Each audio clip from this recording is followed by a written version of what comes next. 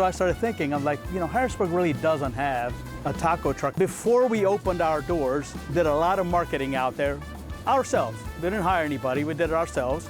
We went ahead and created a website, created all the social media, and then as we were having these taste testings, we took some really good pictures and started posting them on. So we kind of whet the appetite, so I think that really set the tone of how it was going to go.